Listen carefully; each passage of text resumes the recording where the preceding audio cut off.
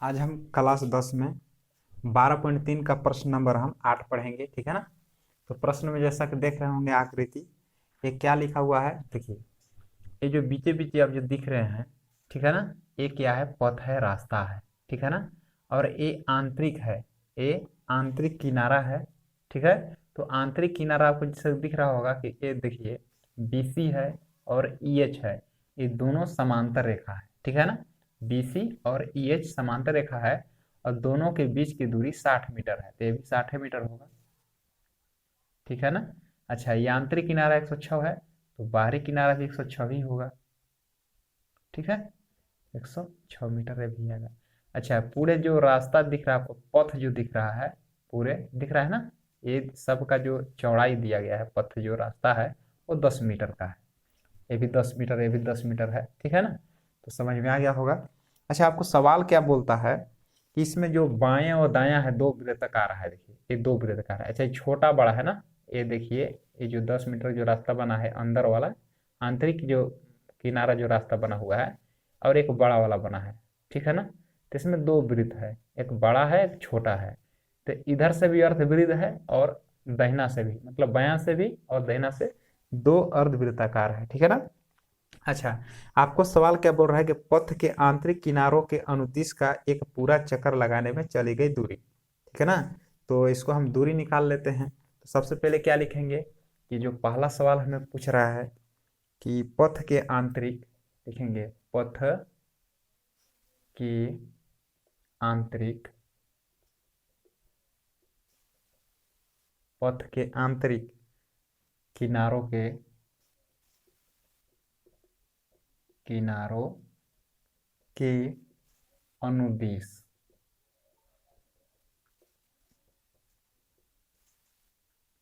किनारों के अनुदिश एक पूरा चक्कर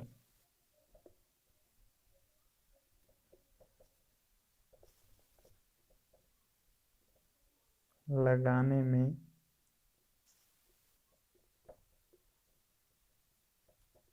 चली गई दूरी, ठीक है ना। अब यहां से लिखते हैं बराबर, ठीक है ना। तो पहला हमसे सवाल ये पूछ रहा है कि पथ के आंतरिक किनारों के अनुदिश एक पूरा चक्कर लगाने में दूरी। अब हमें दूरी किसको पूछ रहा है? केवल अंदर वाले भाग को पूछ रहा है, ठीक है ना। तो चलिए, ये तो अंदर वाला भाग हो गया कि देखिए ये BC की दूरी जोड़ लेते हैं, सबको जोड़ देना है, ठीक है ना। तो कैसे जोड़ेंगे? हम BC की दूरी जोड़ लेंगे। अब देखिए EH की दूरी, अंदर वाला का आंतरिक जो किनारा दिख रहा है उसका जोड़ना है ना, तो हो गया EH। अब किसको जोड़ लेना है? देखिए अब जोड़ेंगे इधर से वृत्ताकार, ये जो अर्धवृत्त जो बन रहा है इधर से, देखिए ये अर्धवृत्त है, ठीक है ना। और ये देखिए अर्धवृत्त है, तो दो अर्धवृत्त है और दोनों एक ही है, ठीक है ना। तो लिखेंगे प्लस दो, या दो गुने लिख दीजिए, दो गुने अर्धवृत्त की परिधि, ठीक है ना। परिधि हो गया, ये दोनों को ही जोड़ लिए, ठीक ना, क्योंकि दोनों की है तो दो अर्धवृत्त की परिधि हो जाएगा। अच्छा, BC का मान क्या है? BC का मान क्या है? 106 है। और EH का मान क्या है? 106 है, प्लस दो हो गया। दो के लिखने का मतलब है कि दो है, दो अर्धवृत्त, ये वाला है और एक ये वाला है ना, अंदर वाला छोटा वाला की बात बोल रहे हैं, ठीक है ना। अच्छा, अर्धवृत्त की परिधि क्या होता है? अर्धवृत्त का मतलब हुआ आधा, आधा लिख लिए, वृत्त की परिधि लगा देंगे, क्या होता है? 2πr, ठीक है ना। ये 2 से 2 कट गया, तो 106 प्लस 106 हुआ, प्लस 2πr हो गया। यानी आधा वाला से जोड़ देंगे तो पूरे एक बन जाएगा, उसी प्रकार से बन गया। अच्छा, 106 प्लस 106 प्लस 2, पाई का मान 22/7। आर देखिए, तो आर तो हमें पता नहीं है, लेकिन आर हमें पता चल लग जाएगा। देखिए ओ जो है OB और OE, ये वृत्त का के केंद्र है, वृत्त का एक केंद्र है। तो जानते हैं ना कि केंद्र से जो परिधि में जो स्पर्श करती है, ठीक ना, उसी को हम त्रिज्या बोलते हैं। तो OB और OE, या O', C, O', H, ये दोनों क्या है? ये दोनों वृत्त की त्रिज्या है और एक ही होगा, ठीक ना। तो हम इस जगह पर लिख रहे हैं, दिख रहा होगा, ठीक है। तो वृत्त के लिखेंगे हम कि लिखेंगे इस जगह पर कि अर्ध वृत्त की त्रिज्या, ठीक है ना। तो देखिए व्यास कितना है, ये व्यास है बीई, ठीक है ना। बी भी व्यास है, एक क्या है 60 जो है कुल दिया हुआ है, ये भी 60, यहाँ से आता दोनों का व्यास एक ही है ना। तो दोनों का त्रिज्या क्या होगा, एक ही होगा, यानी त्रिज्या यानी आर। आर क्या होगा, व्यास का हम आधा कर देंगे, 60/2 तो हो जाएगा 30, ठीक है ना। तो क्या आ गया, यह 30 मीटर।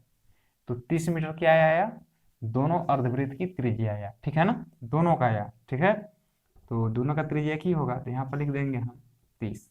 अब क्या करेंगे, इसको हम बना लेंगे, ये तो कटेगा नहीं, तो क्या करेंगे, इसको जोड़ लेंगे, 6 6 12 हो गया, 212 प्लस इसको गुना करेंगे तो 44, 3 चौके 12, 3 चौके 12 13, बटे में 7।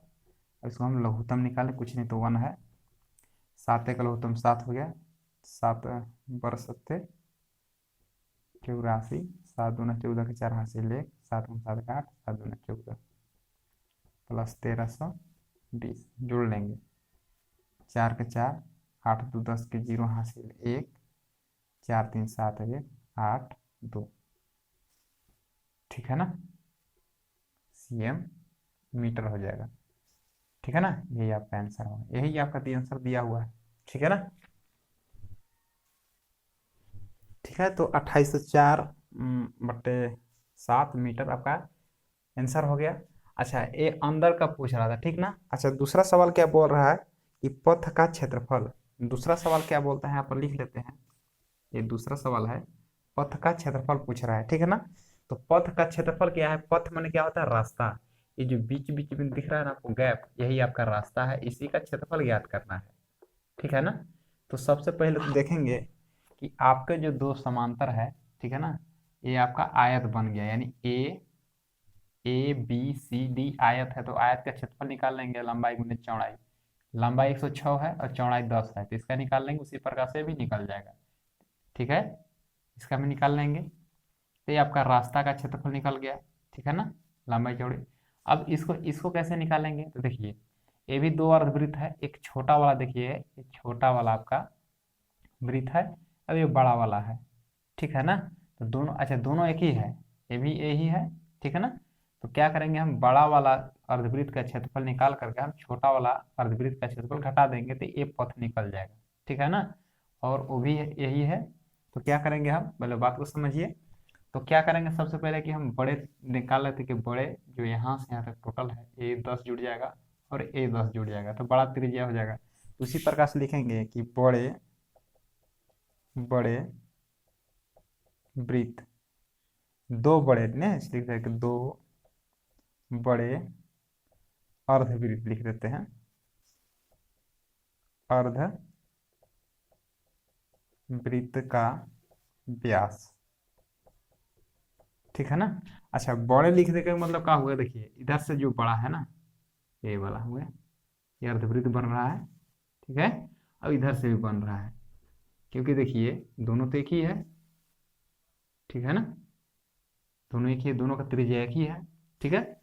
तो कहने का मतलब कि दोनों तो एक ही है, इसलिए हम दो लिख दिए, तो दो बड़े अर्धवृत्त का व्यास क्या हो जाएगा, व्यास देखिए, तो यहाँ छोटा वाला व्यास कितना है, 60 है।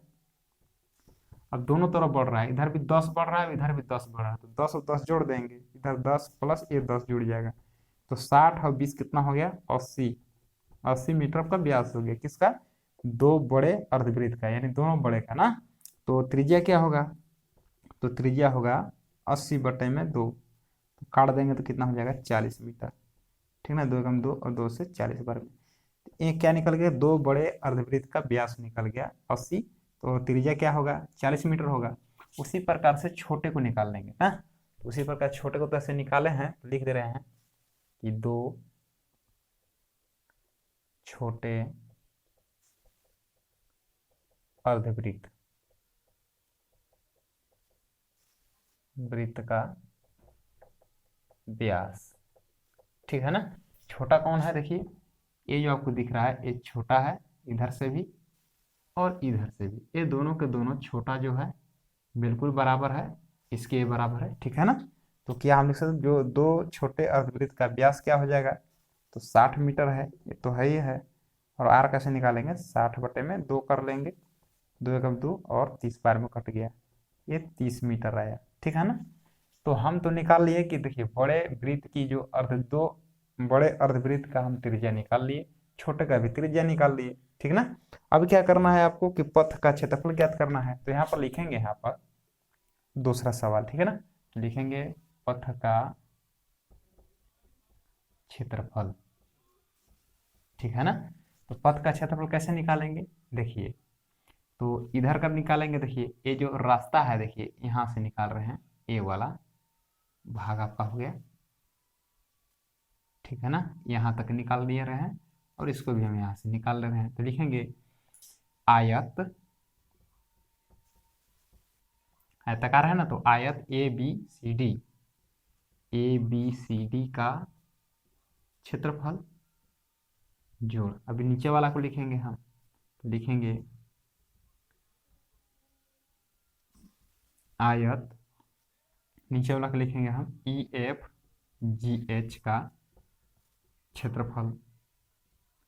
मतलब क्या हुआ कि देखिए ये वाला जो रास्ता है, ये वाला भाग और ये वाला भाग दोनों को हम जोड़ दिए।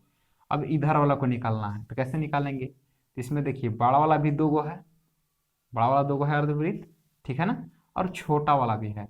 तो हम क्या करें, सब केवल रास्ता को निकालना था, बड़े में से छोटे को घटाना होगा, ठीक है ना। एक कुल निकाल कर यहाँ से अगर ये छोटे वाला को हम निकाल दें, हटा दें, तो ये निकल जाएगा, ठीक है ना। तो कैसे करेंगे, देखिए यहाँ पर, तो यहाँ पर करना होगा कि दो, ठीक है ना, अब लिखेंगे बड़े, दो है ना, दो, मतलब दो लिख दिए, तो यानी दो है, तो दो हो गया, लिखेंगे दो बड़े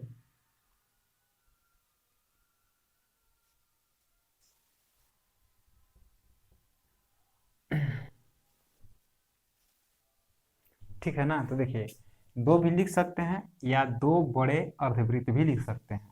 तो चलिए अगर दिक्कत है तो लिख दे रहे हैं, इसमें देखिए इधर वाला से बड़ा है, इधर वाला से बड़ा है, तो लिख देंगे दो बड़े अर्धवृत्त का क्षेत्रफल जोड़ लिए। अब इसमें से हम घटा लेंगे, ठीक है ना, इसमें से हम घटा लेंगे, तो क्या घटाएंगे हम, दो अर्धवृत्त जो दिया है, दो छोटे ना अर्धवृत्त का क्षेत्रफल को हम घटा लेंगे। अब इसको चलिए बना लेते हैं।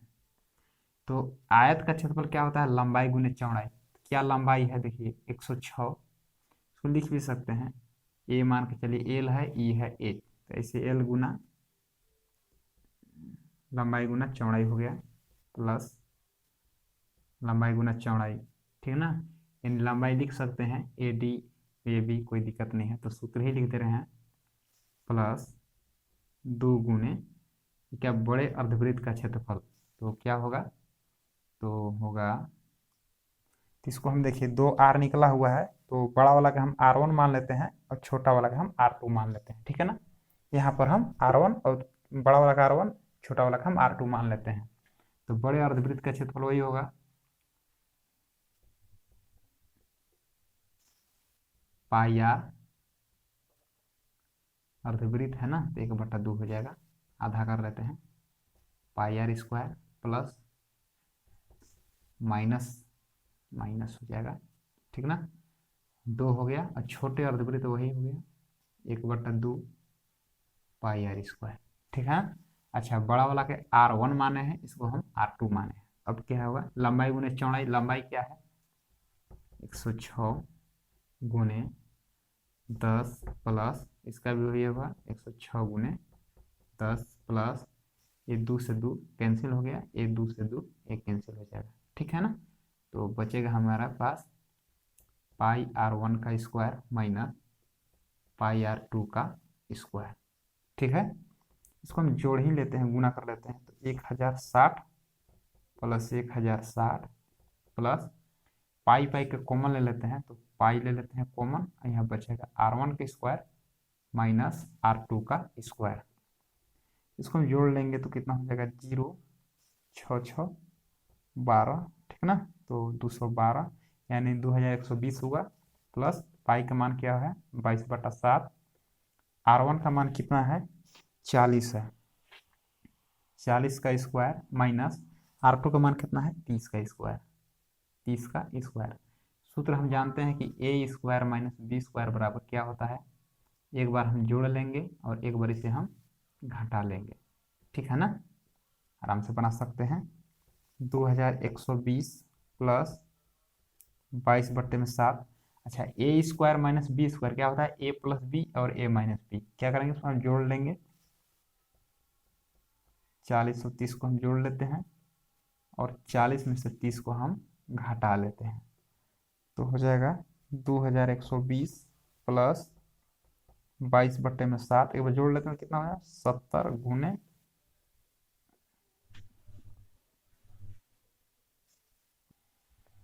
ठीक है ना। तो इसको हम यहाँ से मिटा लेते हैं, नहीं दिख रहा होगा। चलिए यहाँ पर हम बना लेते हैं, तो लिखेंगे हम, इसको हम घेरा ले लेते हैं, लिखते हैं बराबर, ठीक है ना। तो कितना है 2120 प्लस 22/7 गुने, इसको हम जोड़ देंगे तो कितना होगा 70 गुने, इसको हम घटा लेते 10 हो गया, 7 कम 7 7 10 में 70, 2120 प्लस गुना करेंगे तो कितना होगा 2200, जोड़ लेंगे 0 2 2 1 3 43 20, ठीक है ना। तो हम देख लेते हैं 43-20 मीटर हो गया, ठीक ना। ये आपका आंसर हो गया, यही आपका आंसर है, ठीक है ना। तो आशा करते हैं कि प्रश्न आपको समझ में आ गया होगा।